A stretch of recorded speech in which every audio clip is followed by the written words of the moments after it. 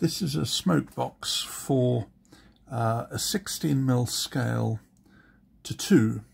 Now I've done a tattoo that was fully printed in 7mm scale.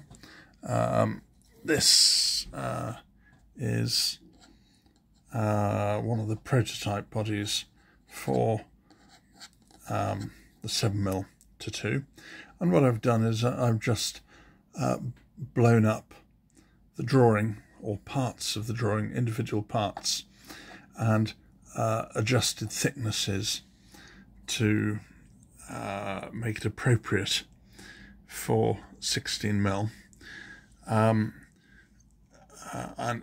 it's working fairly well. I'm still printing on my old Mars 2 Pro, which has a very small build plate, so I can't build the whole thing at once, obviously.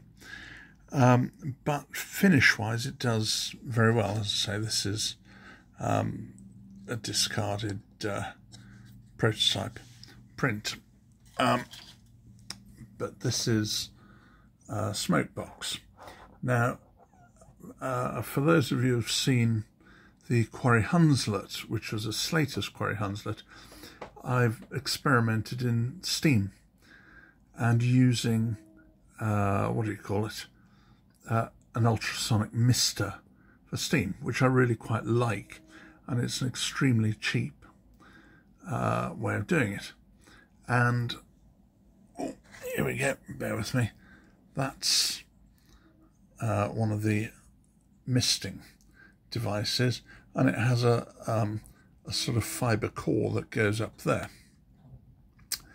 These work out about £1.50 each on eBay, and they come with a little PCB which needs a teeny bit of alteration to drive it. So I've redesigned this slightly to incorporate a water tank that's built in, rather than having a separate water tank, and that's gone really well. I had the Hunslet filling water through the saddle tank. This, I've decided, will fill through the smoke box. Now you can see the smoke box door is a separate print, and I can pull that off because that's retained by two magnets. There's one magnet there, another magnet there, so two magnets, and there's two holes, and those are you fill through one hole, and the other hole just allows air to bleed out. This will sit in there and push up through that large hole in the centre, and this whole cavity inside will be full of water, and the protrusion at the back, so it'll hold quite a lot of water.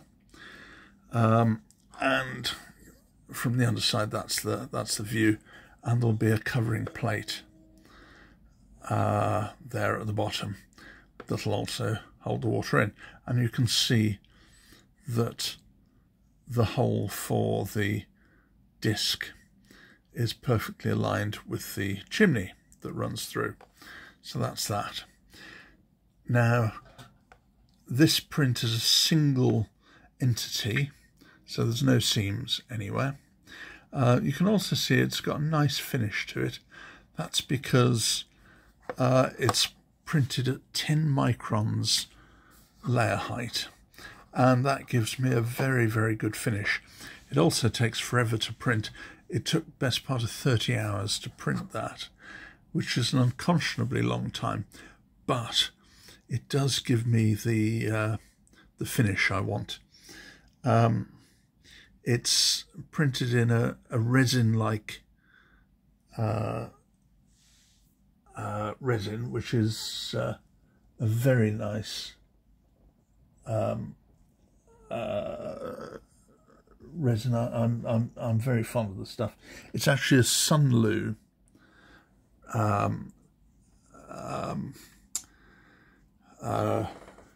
resin. Do excuse me tripping over my words. I'm still suffering from long COVID, and it's affected my brain a little bit, so forgive me for that. So smokebox door again has two corresponding magnets in, one there, and that retains the smokebox door in position. Doesn't come off under normal circumstances at all, but you can very easily just pick it off for refilling the water. So that's that. The saddle tank, as per, again, very nice smooth finish, straight from the print. Undersides not worried about. When printing, you always get a slightly dodgy side. This is straight off the printer this morning, completely untouched. I will look at that shortly. You can just see some very, very faint striations. I will have a look at those with some very fine wet and dry and remove those, but that's literally all there is. Otherwise, that's an absolutely perfect print. I'm extremely happy with that. You can see on the back there, safety valve. Whoops. There's one I've removed. Let's see if we can get it. Yeah, you can see the springs there. Now they're in because it's an ABS-like material, they are actually a little bit springy, which is quite nice. So they're reasonably resilient, and they actually are successful in the 7mm loco. So in 16mm, those are going to be absolutely fine, and you can see through them. So you can see there's no jiggery pokery in that. So that's come out nicely as a print. So that's the safety valves done. So yes, there we go. I printed the whole thing in 7mm.